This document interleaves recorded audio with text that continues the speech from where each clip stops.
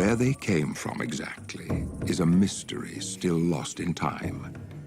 Their traditions hold that they came from the West, which many believe to mean the great river valleys of prehistoric India. A race of mystics and explorers, they were known for practicing an ancient healing science founded in the use of powerful natural medicines, medicines derived from sacred plants. It was said that these plants were gifts received directly from the gods. Indeed, it was also said that these people had descended directly from the gods as well.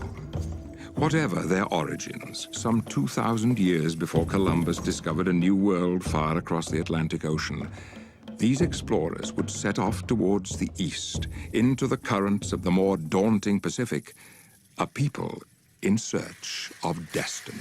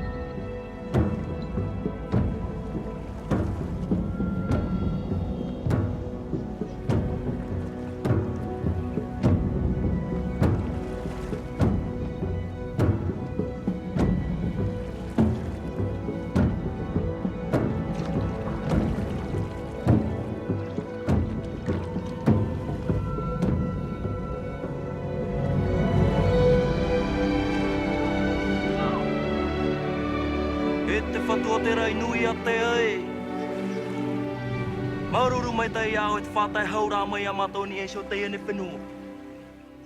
No mato e te ene nuna, e no mato e te ene utua whari.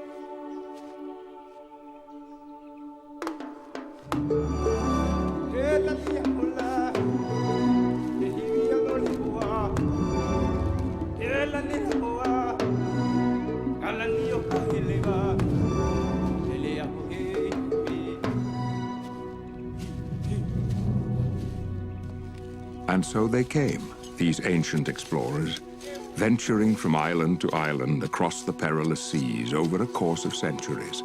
Stewards of the ancient gifts, they carried forth their treasures, planting and nourishing these wonders of nature, which would bless their lives and the lives of generations to come. Whenua, te whenua. Te rai, e te rai.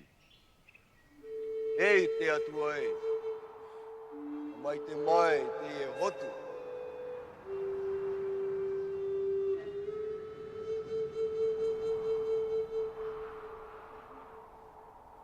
In this, their new paradise, these, the very first Polynesians, would root the traditions and sciences of their old world.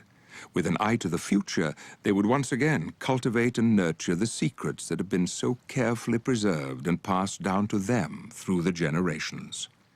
Here, in this most perfect environment, alongside their sacred plants, these people would flourish.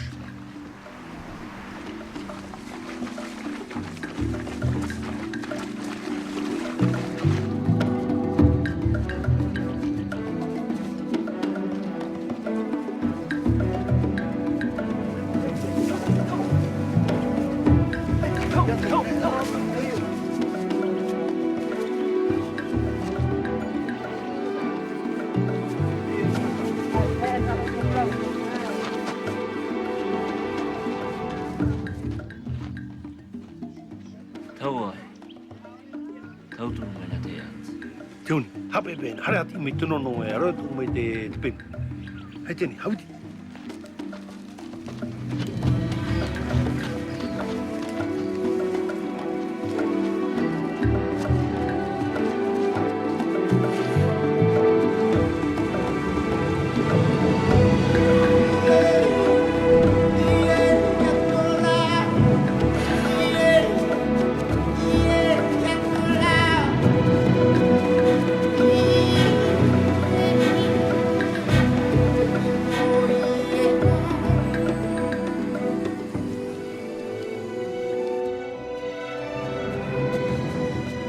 Most prized and revered among the sacred plants received from the ancients was a peculiar fruit-bearing tree referred to as noni. Not a simple food staple, as were many of the plants borne here by the early settlers, the precious noni was rather the quintessential secret to health and healing. Honored traditions stemming from before recorded time held that noni could relieve suffering and restore a man from weakness and pain.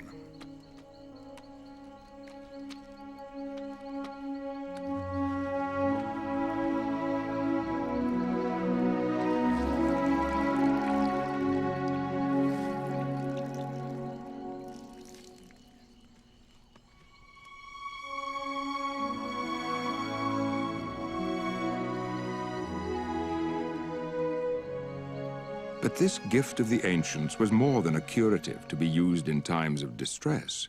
Noni, it was also held, could increase any man's longevity through inciting vitality and by reconciling his body to a state of perfect health. Even the gods were said to rely on Noni's revered qualities. One legend tells of the great Maui, who, when his life was stolen by the goddess of death, was resurrected after leaves from the cherished noni tree were placed on his body in a sacred ceremony.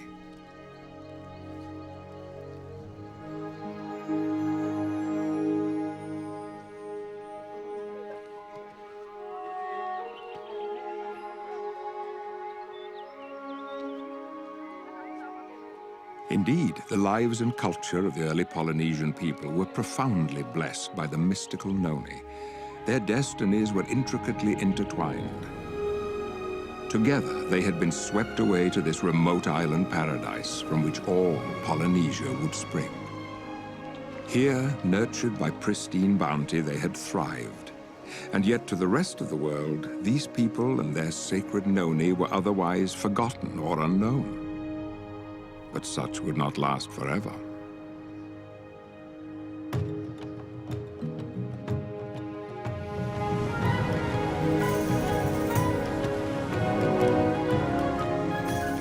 new era. The coming of the European explorers looking for new lands to claim as paradise and for secrets and treasures to carry off to the modern world.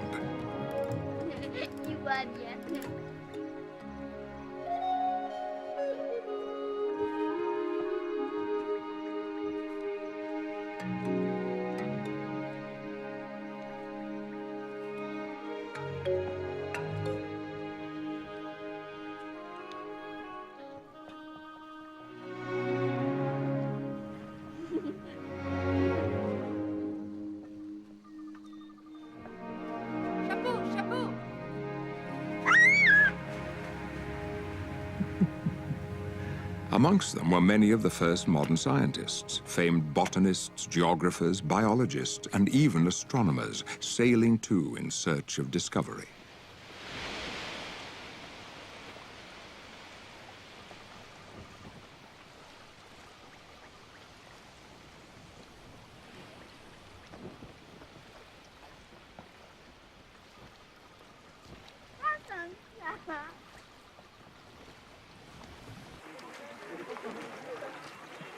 The findings of these explorers and scientists would bring to light previously unknown truths that would not only challenge science, but reshape the destiny of humanity.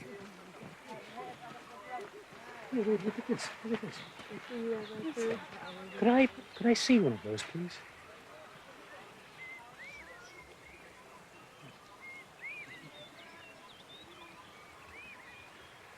Have you seen one of these? Nor have I. Is it food? Do you eat it? No. No. Do you make a drink?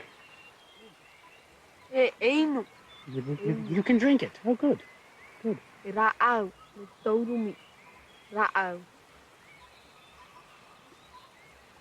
Oh, it's a medicine? Medicine? Interesting.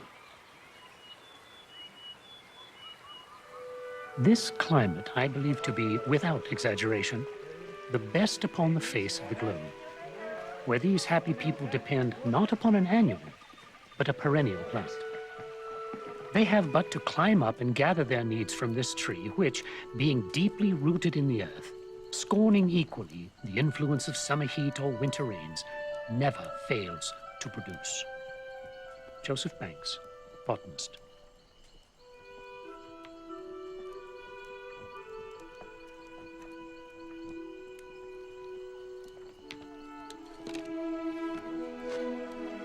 Despite allowing the Europeans a glimpse into the promise of this fruit, destiny was not quite ready to give up the secret of Noni to the rest of the world.